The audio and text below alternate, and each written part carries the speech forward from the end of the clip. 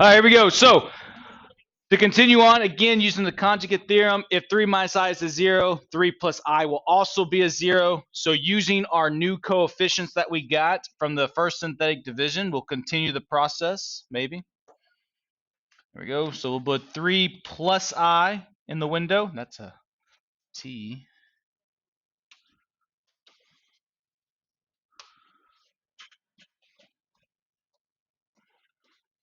All right, and then we'll just bring all these down. But again, remember that the exponents decrease, so this x fourth becomes x cubed.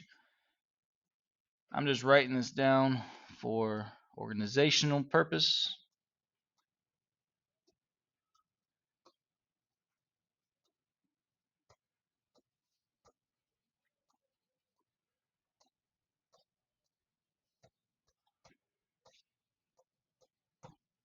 All right, so again, we drop down that first number to get the party going. And then what's the two-step process? Multiply and add. So, right? So 3 plus I times 1 is, and then to combine like terms, then we get 0, and then 0 times 3 plus I is 0. And then negative 5 plus 0 is negative 5. And then now we need to multiply it by simply distributing. So negative 5 times 3 is, look at y'all. All right, and then negative 15 plus 5i plus negative 15 minus 5i becomes 0, which we already knew was going to happen. But the whole purpose of that is now these are 1 degree less than the cubic. So now I'm left with x squared. This means I have 0 x's, so I can just say minus 5 as my constant. And I can set that equal to 0 to find the rest of the zeros. All right, so what do I do? Yes. Hmm?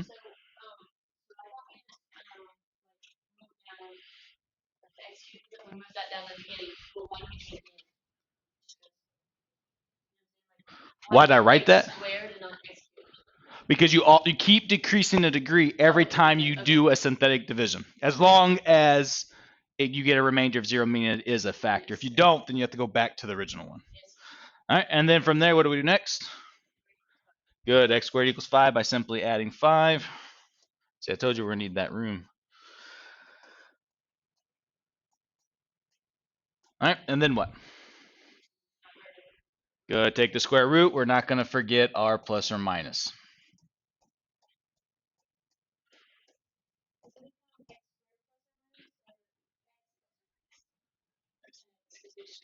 So yeah, so when it becomes x squared equals 5, to get rid of the square, the opposite operation is square root. So when we take the square root of both sides, again, because we don't know the answer is positive or negative, we're going to add the plus or minus in front of the result. Right?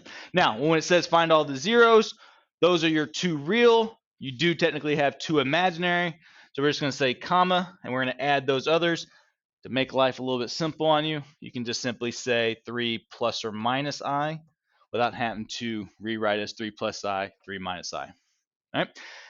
Then we get into part B, which is asking you to write it as a product of linear factors. That's a lot easier than what it seems. So I'm just going to write out my f of x. I'll change colors. So again, this is part A. Here's part B. So therefore, we get f of x equals. To write these out, we're simply just going to say x. Now, if we think about it, if I would have got a 0 of 3, that means that x equals 3. What would it have been as a factor, hypothetically? So if I would get x equals 3 as a 0, let's say that's what we got.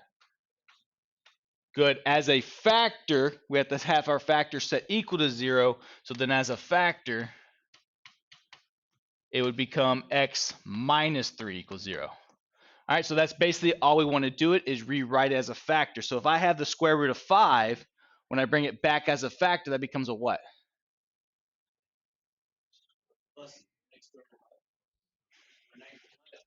Good, minus. So if I got a positive, I bring it over, it now becomes a negative square root of 5. All right? Now if I have a negative square root of 5, it becomes a what? Positive. So it becomes x plus square root of 5. Now you have all these conjugates involved as well. So what we're going to do is we'll write it as 3 plus I. But if you notice, we just changed the sign. What symbol do we typically use to change the sign? A negative, right? So I can rewrite it. Ran out of room, obviously. But I can write it as x minus, and then I'll put the conjugate or the complex numbers inside a parentheses to make it 3 minus I.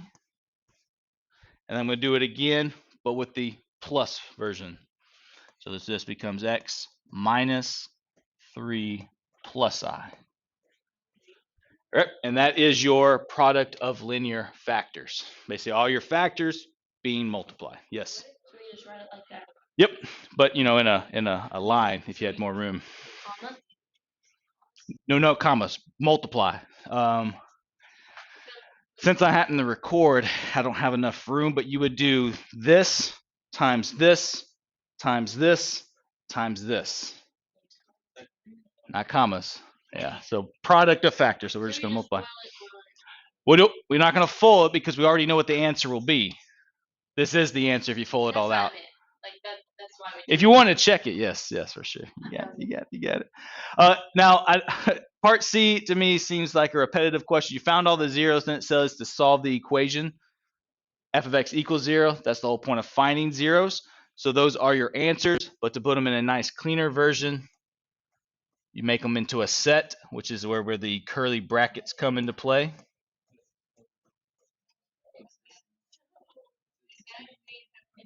It is a C, yes. Yeah. We're like the A and the B, and then we're now answering the part C. All right. It's all good, right?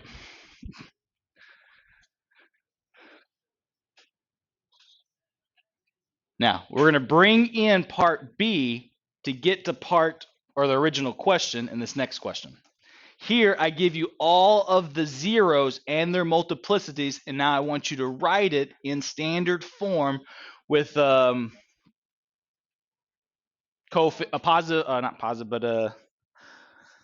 coefficients, where we actually get numbers and not i's anymore. Yeah, we're still in the same objective. Yeah, we have not gotten to the next one. Yes, we're going to write for a second.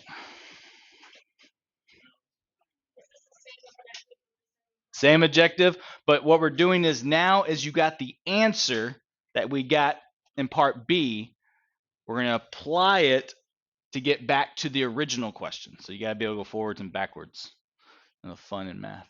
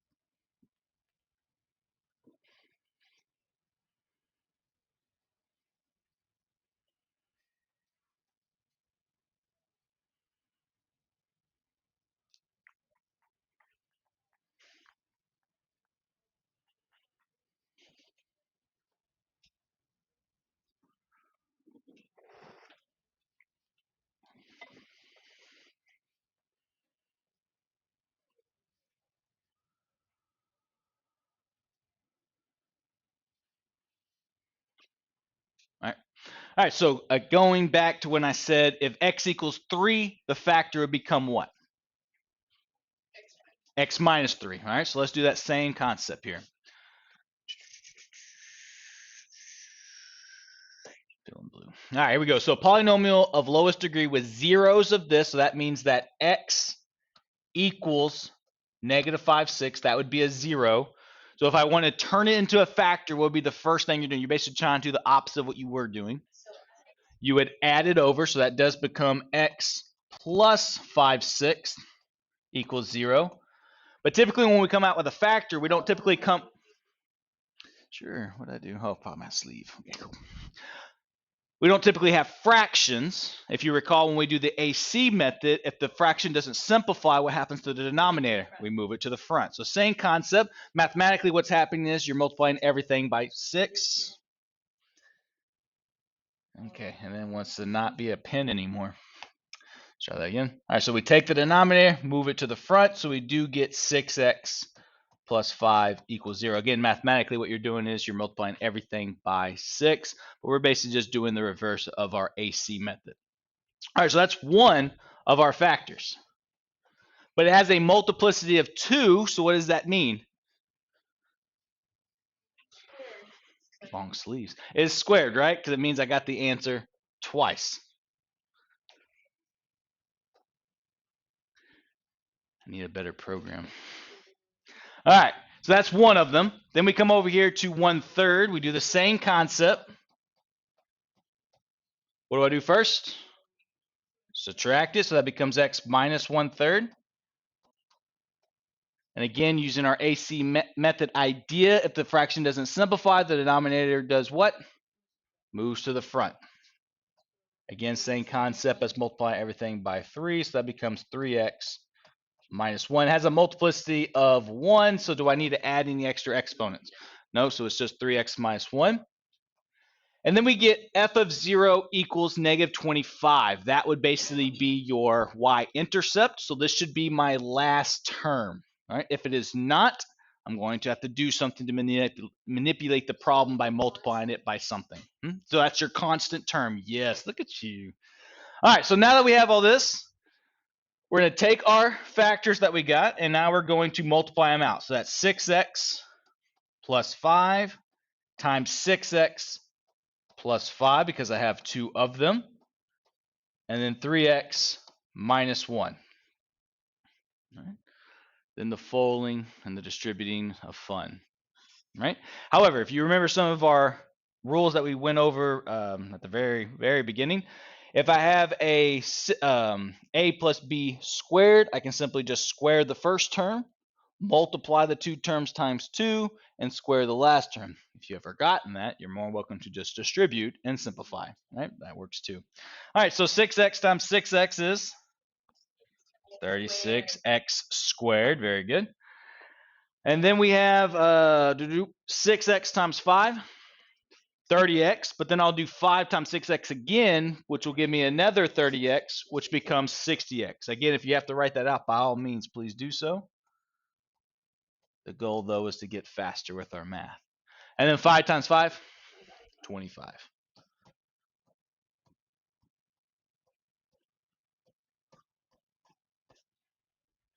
All right, still good? Now we go into distributing a binomial into a trinomial, or trying to buy whichever you like. 3x times 36x squared. I know y'all got that one on the top of y'all's mind. 72, it's 108. That was good. That was close. But that would be 108x cubed. Very good. All right, and then 3x times 60x. 180, good. 180x, good, squared. And then 3x times 25. 75, good. You got 3/4 there. And then we're going to do the -1, which is super easy. -1 times 36x squared gives you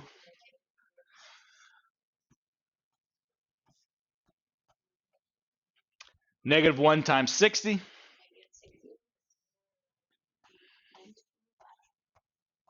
Minus 25, perfect. And now I'm just going to do what? Combine like terms, right? X cubed has nothing combined, so I have 108x cubed. Then what? Which is?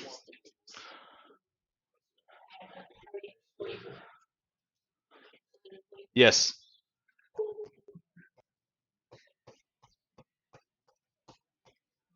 All right, and then 75 minus 60. 15, good. Minus 25. So the only thing we need to check is my constant -25? Yes. If it wouldn't have been, just in case you see on your homework, you would just need to multiply by some number to make it that number. So if it was like -5 at the end, what would you multiply the entire equation by? By 5. All right. There you go. So then you just apply the f of x to make it fancy. Now you give it a name. There you go. So f of x, that is not a z, that is an equal sign. I'll erase it. That's fine.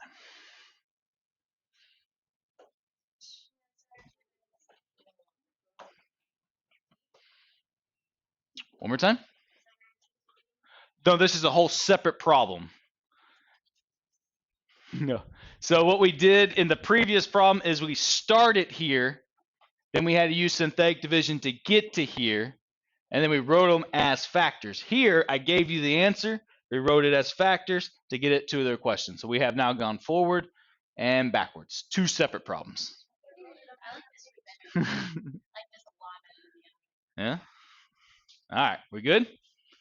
What happens if some of my zeros are complex? We cry just a little bit, and then we dry up our tears. Same process. What's the approach?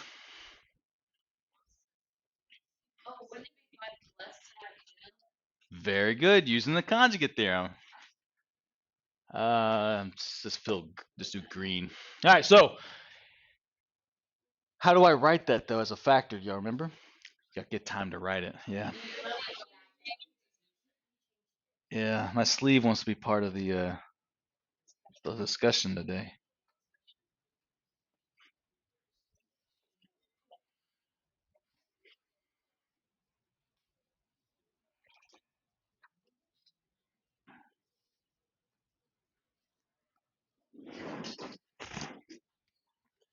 I feel like it's always this period. This one or second?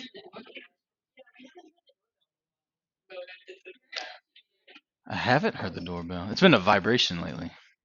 It's like bzzz, bzzz. Yes. Nope. It says 5 minus 10i and 0 with a multiplicity of 3. That'd be my assumption, yeah. I would have to say, yeah. I don't think complex zeros can get more than one multiplicity, being that it's not actually graphed. It's a good question. But they didn't give us the constant this time. Did not. So we don't have any other extra restriction there at the end. So it's actually kind of a nice thing. Yeah, it would add more work. So if it like said f of 0 equals 3 or something like that, then when we did all the work, we would have to make sure it's a 3. Now we just, yeah, be done. It did. But I wanted to caution you just in case it does not work out on the homework. All right, let's say we start with green. All right, here we go. So if my 0 is 5 minus 10i, how did I write that as a factor 2 problems ago?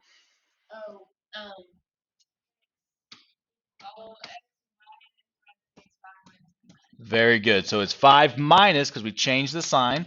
Always do the opposite. Exactly. Since we know 5 minus 10i is a 0, its conjugate is as well. So that means that it would be x minus 5 plus 10i. Notice that I'm changing the complex numbers sign, not the sign in between. Those are still going to be minuses. All right. And then it says, and 0. What's the factor of 0 look like? I know.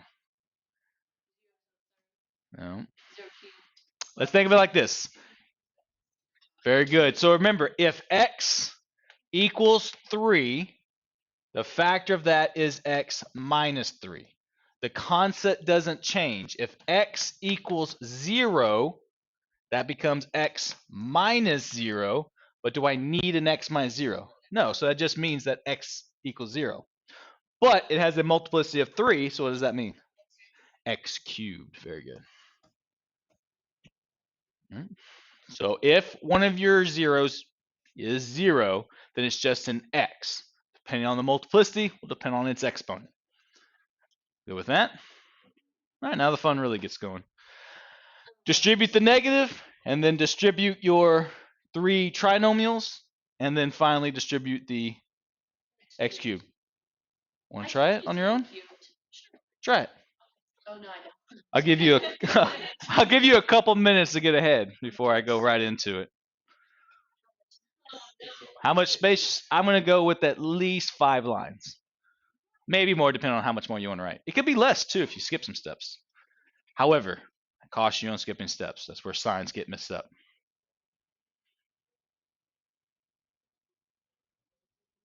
It's okay to ask a question.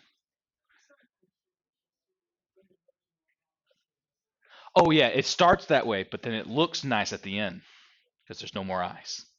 Yes. First, yes, and then distribute. Hmm?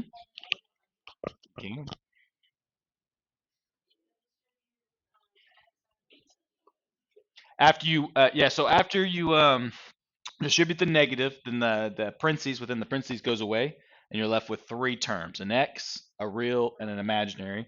Then you want to distribute each one of those. Yes.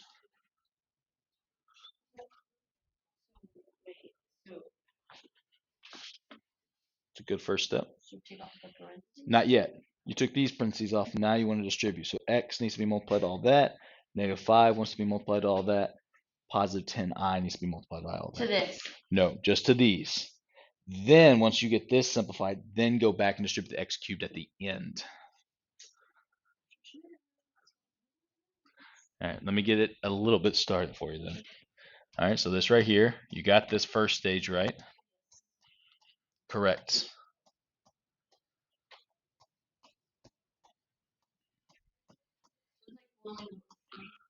Right, which is called distributing. So then, yeah, you would want to take the x, multiply it here, here, and here. Then take the negative 5 here, here, here. Then the 10i here, here, here. Yes. Yes. Write it as 10ix though, since I is kind of part of the number, and x is the variable. No, so I is an actual part of the number. It's not. It's not a variable. Right, but not when you have a variable involved. The variable needs to be last. So it's not.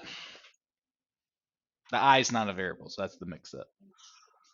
We know what I is. We just don't know what x is.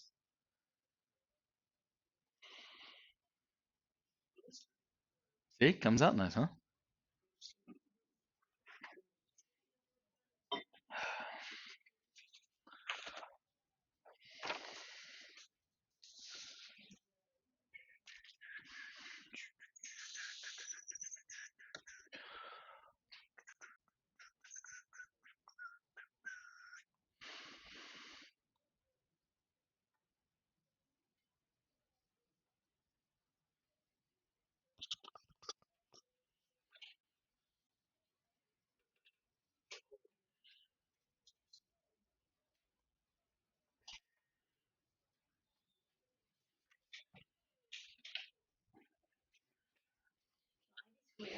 It can.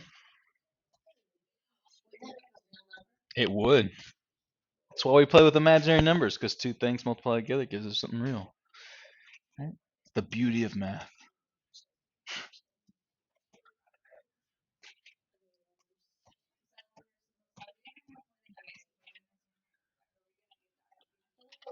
You you could. I'm not going to say you can't, but you could. I don't think we will, because we only have usually 2 complex answers. However, there could be more. I mean, there's always more. There's an infinite amount of polynomials, so I'm sure if I thought about it a little bit longer, I could think of something.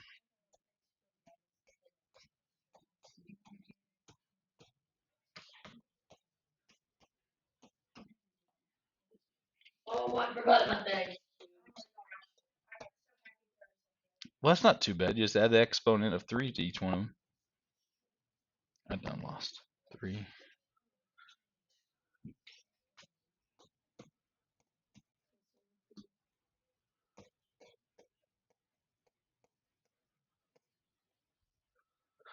Hopefully, you at least got to that point. If you did not, check it.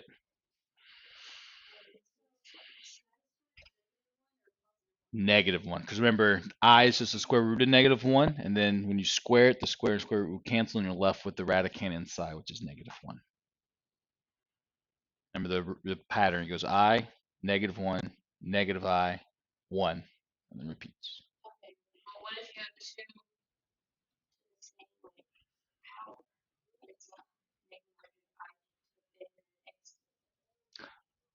I to the 5th? How'd you get I to... Okay, when you multiply by x cubed and an I squared, those are not the same. So we cannot combine exponents. X cubed. But go ahead and simplify that I cubed.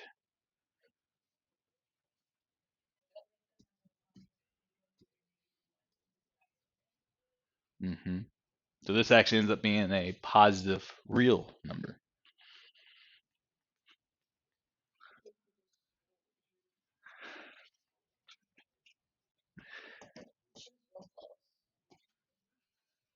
You were. Good. So we're good so far? All right. So I got a -5x, a -5x. I do have a -10ix and a positive 10ix. What's going to happen to those guys? Cancel, which is great. And we'll have to add those to the i's. Awesome. So with 50i, the -50i go away. And then this -100i squared just becomes a what? Plus 100. So then what's 100 plus 25?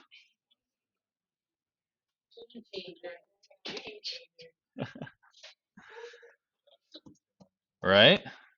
See, I told you it'll come out nice looking. Then all I have to do is what? Good, just distribute the x cubed. So that just becomes x to the 5th minus 10x to the 4th plus 125x cubed. Which one? What's up? Take it in. Marinate a little bit.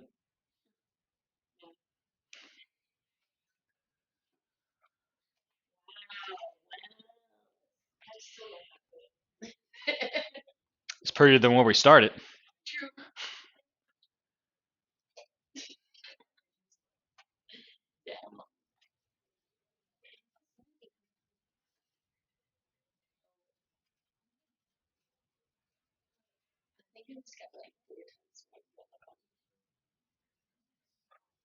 Where's the question at?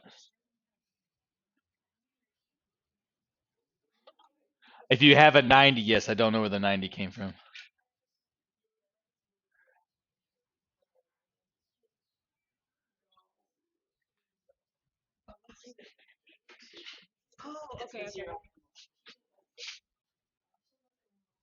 Where'd the 90 come from? I don't know. Wait, I just marked it up.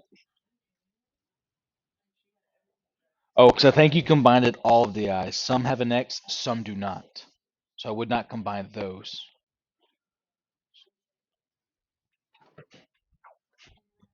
All right. Let's go into the next objective then. It's a little bit easier math. Might help you kind of determine some of your zeros without having to try all 24 of them to figure out which one could work. But in objective 3, we see Descartes', pretty sure that's how you say his name, rule of signs. So he has an idea that helps us figure out how many possible positive or negative zeros we could have.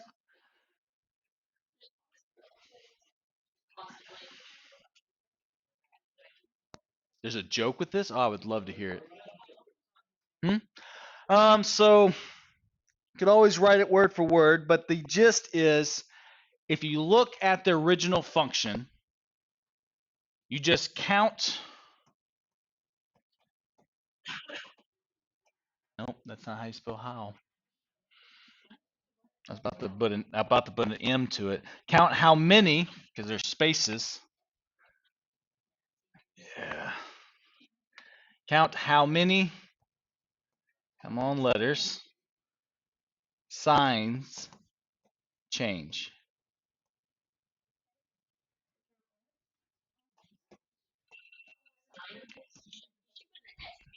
It's a quick 30 minutes.